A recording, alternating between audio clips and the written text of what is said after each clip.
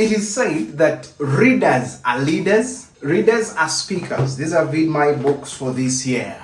But have you heard many people who say that, yes, I know that, but I find it very difficult to actually read? Though I want to, I know the importance, it is just very difficult. Let me solve that for you. Yesterday, we held a Fluency Club weekly meeting.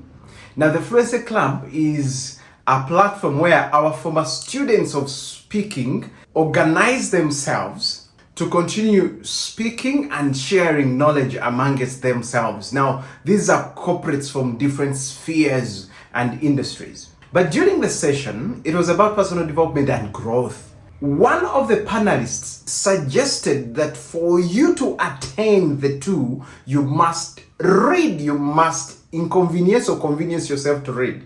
And many people said, we appreciate the desire, we appreciate the need to read. It just doesn't happen. We decided to share tips on how to read. Now today I'm going to share with you some of those tips. Hi friends, my name is Apuuli. I'm a public speaking and a knowledge-based business expert. I help professionals speak, sell, and scale their knowledge, and how to invest. Today I'm going to be your redeemer.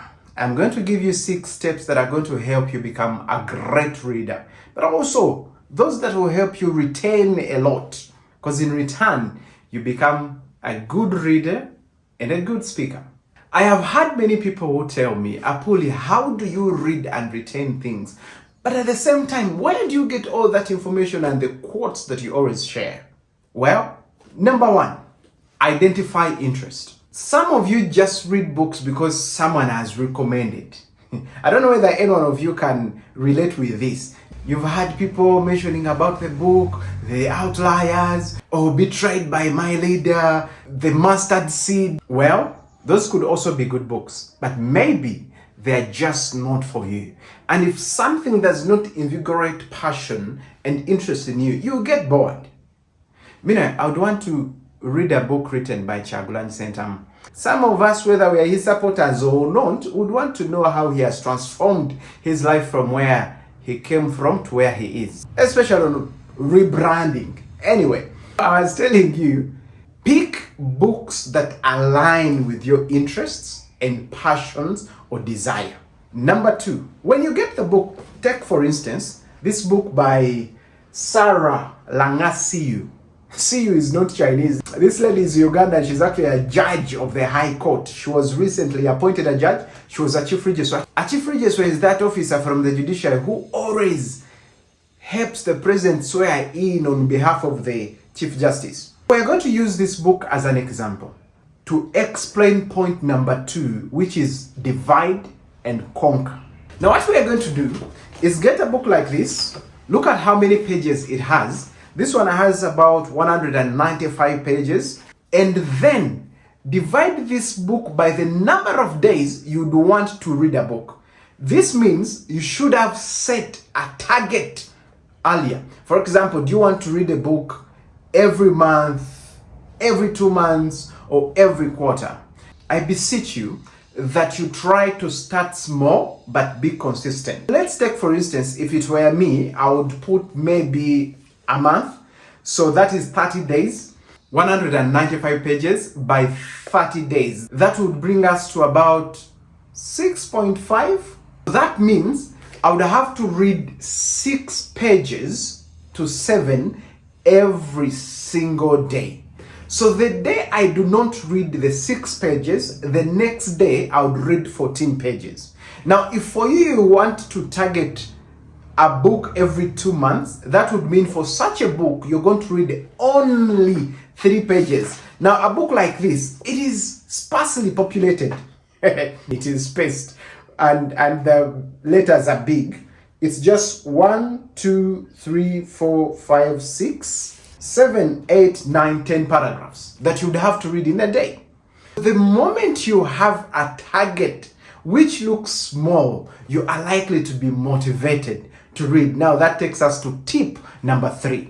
Skim and peruse. This means you're going to go through this book reading only chapters and maybe sub-chapters, titles or subtitles. You start by going to the table of contents. For instance, in this qualified by God, and you see the table of contents. Now, after knowing the table of content, go and peruse through the different chapters and read the subtitles there.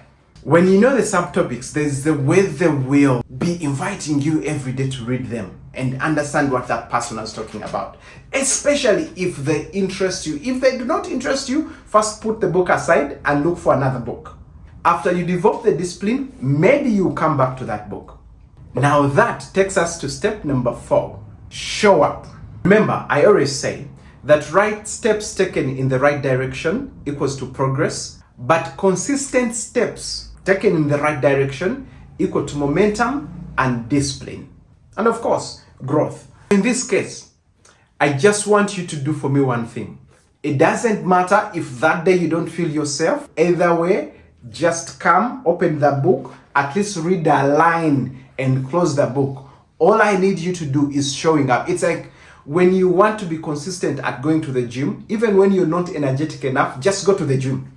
Sometimes you find the energy there. Just show up. All I need you to do is showing up. Don't read the 3 pages. Don't read the 6. When you feel like you don't have the mood, just open the book and read at least a line.